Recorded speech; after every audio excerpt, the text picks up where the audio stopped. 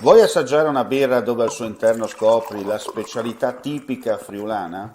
Lumi Beer, il prodotto ricavato in 20 ettari di terreno coltivato orzodistico, biodiversità, performance ambientale. Lumi Beer nelle sue 5 versioni disponibili, 4 per consumo veloce e dissetante e la versione Magnum per intenditori. Lumi Beer si abbina a qualsiasi palato. Lumi Beer è un prodotto esclusivo Azienda Agricola Pancera, il buon seme, i buoni frutti.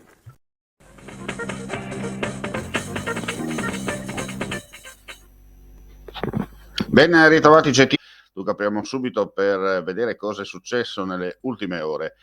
In serata sono arrivate le prime 5 persone di nazionalità ucraina presso la struttura di accoglienza in via Marconi a Pontebba. Il sindaco Ivan Buzzi fa sapere che già da qualche giorno avevo sollecitato la disponibilità della struttura alla prefettura di Udine. Nella giornata odierna avremo una riunione con il prefetto e cercheremo di avere ulteriori indicazioni. Nel frattempo stiamo cercando, con senso di responsabilità, di individuare ulteriori disponibilità di spazi o immobili per eventuali necessità di accoglienza, conclude nella nota, delle persone che fuggono dall'area interessata al conflitto. E ora ci trasferiamo nell'ambito pordenonese per quanto riguarda la sanità con il servizio che mandiamo in questo momento in onda. Governatore Federica, quest'oggi presentate il piano degli investimenti per il distretto nord, oltre 22 milioni di euro, un raddoppio dei posti letto per le cure intermedie. Qual è la filosofia di base che ha spinto la Regione nel fare questo tipo di investimenti sul territorio?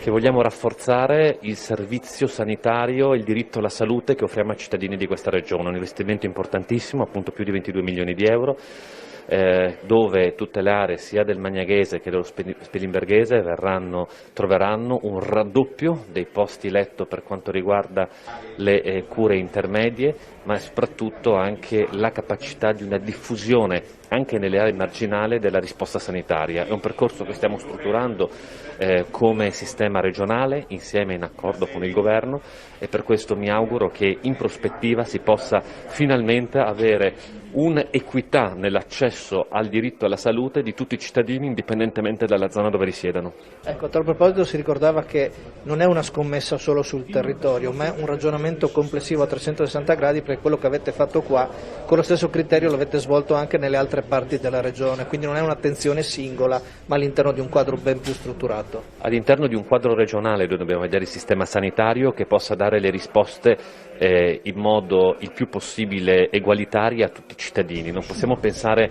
di incominciare a fare distinzioni rispetto al diritto alla salute. Per questo anche gli interventi che facciamo a Magnago, a Spilimbergo e penso a Clauta, al rafforzamento del distretto che faremo con una casa della salute stagionale. Tutti questi interventi sono interventi che rientrano nel disegno complessivo regionale, dove case di comunità, ospedali di comunità avranno una dislocazione regionale al fine di raggiungere tutti i territori.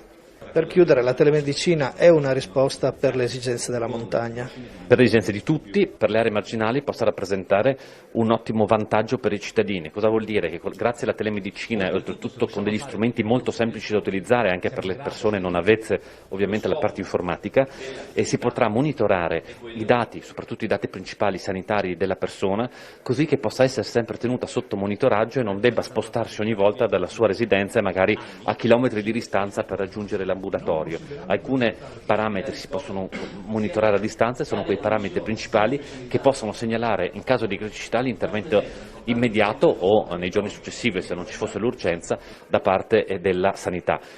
Una cosa importante perché garantiamo la salute dei cittadini e soprattutto controlli continuativi e non soltanto saltuari quando la persona riesce a recarsi a fare i controlli.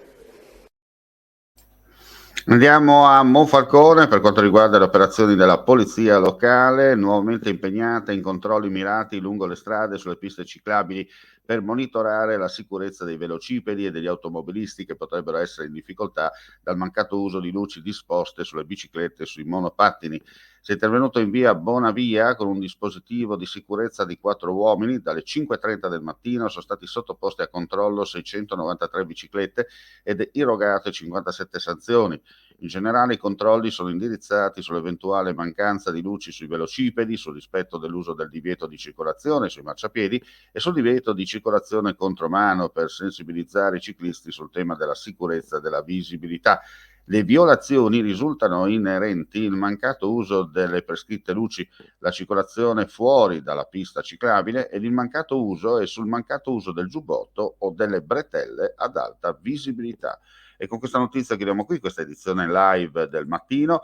Ulteriori news sul nostro sito friulitv.net oppure sulle nostre pagine social collegate. Grazie per la visione e l'ascolto e non resta che augurare a tutti voi un buon proseguimento di giornata. Vuoi assaggiare una birra dove al suo interno scopri la specialità tipica friulana? Lumi Beer, il prodotto ricavato in 20 ettari di terreno coltivato orzodistico, biodiversità, performance ambientale. Lumi Beer nelle sue 5 versioni disponibili, 4 per consumo veloce e dissetante e la versione Magnum per intenditori. Lumi Beer si abbina a qualsiasi palato. Lumi Beer è un prodotto esclusivo Azienda Agricola Pancera, il buon seme, i buoni frutti.